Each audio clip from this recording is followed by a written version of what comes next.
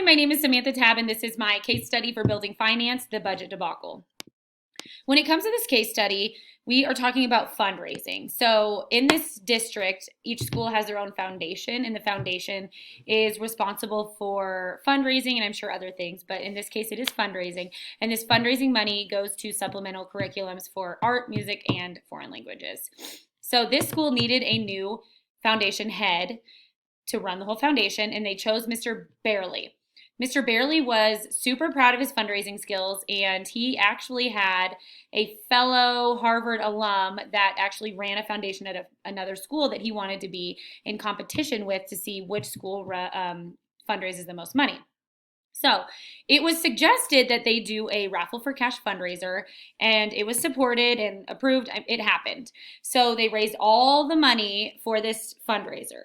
Well, in the meantime, someone had called the police department, the sheriff's department to talk about or to express their concern about the raffle for cash. In the meantime, the night of it, a sheriff showed up and asked Mr. Barely to go down to the station. He was booked and he was charged with a misdemeanor and put on probation. Well, this all happened at Briardale Elementary. It's a K through 5 school, 600 students. It is one out of the 6 elementary schools in the district. This school is used for community meeting events. Mr. Santos is the principal, and they need a new foundation president who would be in charge of their fundraising.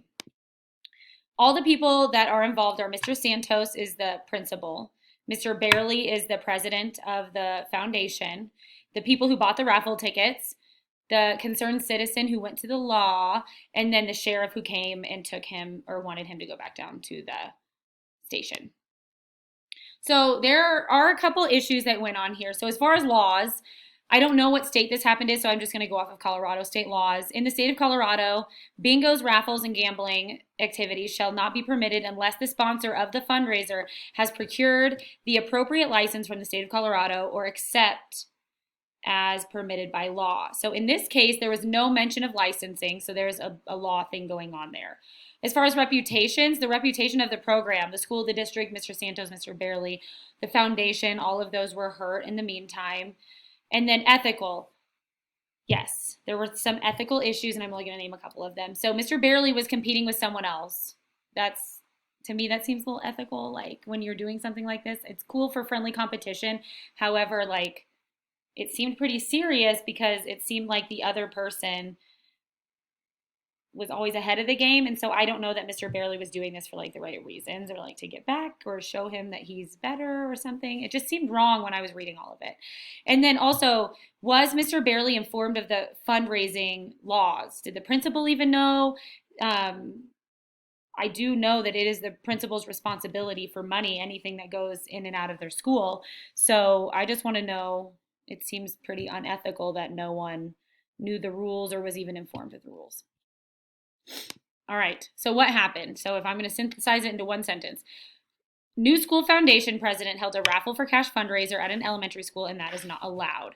And I would also add that it is the principal's responsibility to oversee all of that. So I do want to add that in because that's super important. Okay, so the facts that I know about the people. Mr. Santos is the principal. Mr. Barely is the foundation head. Someone told about the fundraiser, and Mr. Barely was told to go to the station. He got a misdemeanor, and he's on probation. So the place, it happened at Briardale Elementary. Needed funds for supplementary curriculum, was not allowed to do that type of fundraising, and the school is used as a community meeting place. As far as the program, instruction objectives are based on student performance. Art, music, foreign languages are supplementary curriculums are needed from the fundraising. And then there was a raffle for cash fundraiser. The unknown facts about the people. Did Mr. Santos tell Mr. Barely about the fundraising laws? Did he even know the laws? Why did the concerned citizen not go straight to Mr. Santos and Mr. Barely? And why did Mr. Santos care to compete with an alum? Again, I know that isn't really relevant or important, but it just doesn't seem right. All right, so the place, the unknown facts about the place. Is this a private or public schools? Do they still have to follow the rules? What state is this in?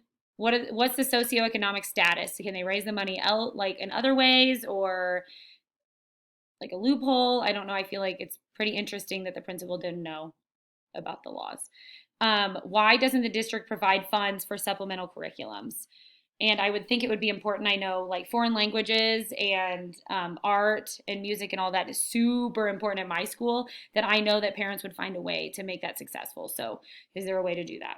Program. How much money does the school get? How much do they need? And what other fundraisers that have been successful in the past have they done? So if I had to prioritize the information, was there damage done? This situation could and would be damaging to all the stakeholders and the community, absolutely.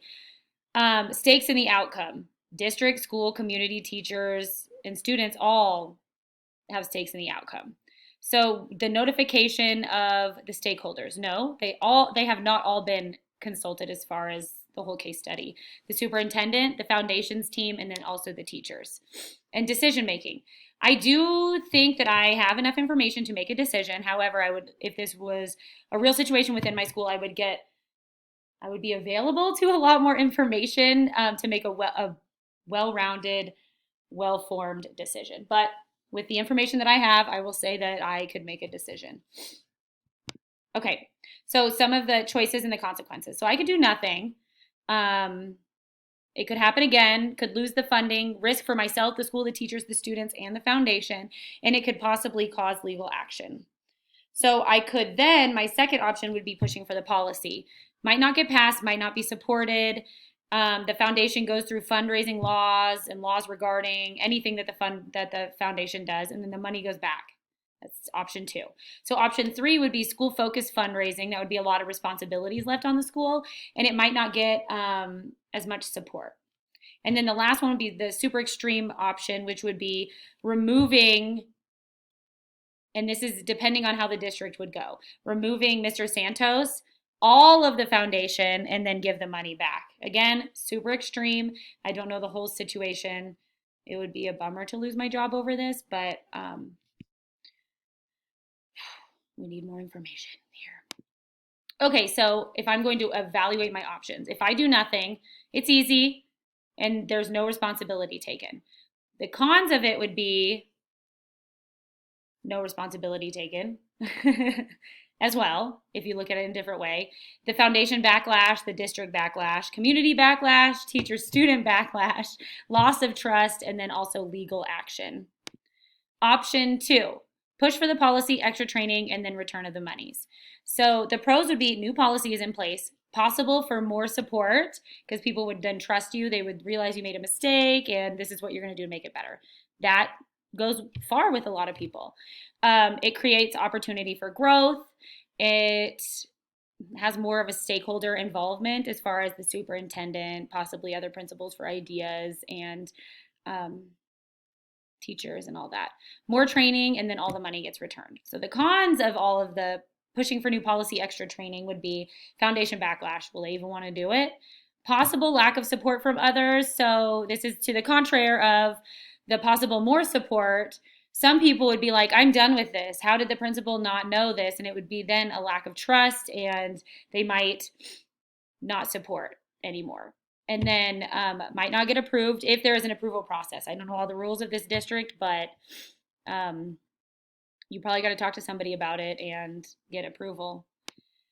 The third option, school-focused fundraising. So the pros would be new policy. Like you would instantly get to create a whole new thing as far as fundraising, go back to the school. More control over funding and then following the laws and the policies. It would be micromanaged. So that could be a con. It's more work for the school. It might lack support. Who's going to do this? Like the principal is super busy, so you're really going to have to get some people on board with that.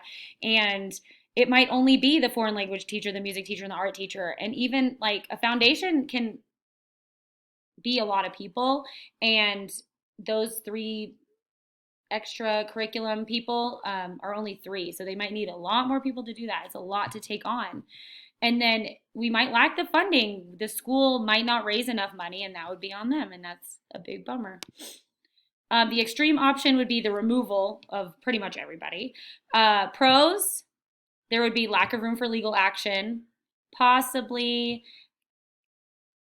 that one I'd have to go more in depth with. It sets an example.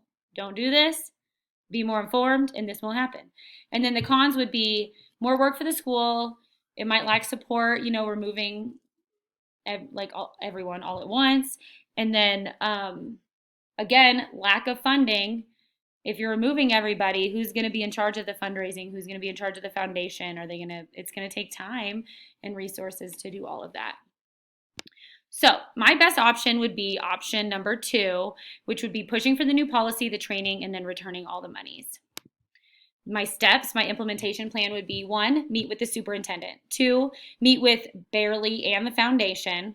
3, discuss the training and policies that are suggested. Step 4, everyone completes the training and a new policy is enacted and agreed upon and signed and dated and all that good stuff. And then step 5 would be more appropriate and lawful fundraising options are brought to the table, whether this is from this foundation, suggestions from the community and all the stakeholders, what other schools are doing that are successful. That would be an important step 5. So I do also want to say that plan B, and just things go wrong, like you make a plan and it just doesn't end up working out. If the foundation or someone on the foundation does not agree to the new terms agreed upon by myself and the superintendent, they will be dismissed and a new foundation or person on the foundation will be formed. So yes, oh no, that is a big deal. It might be hard. I know at our school PTA is hard to fill, and so it just depends on the community and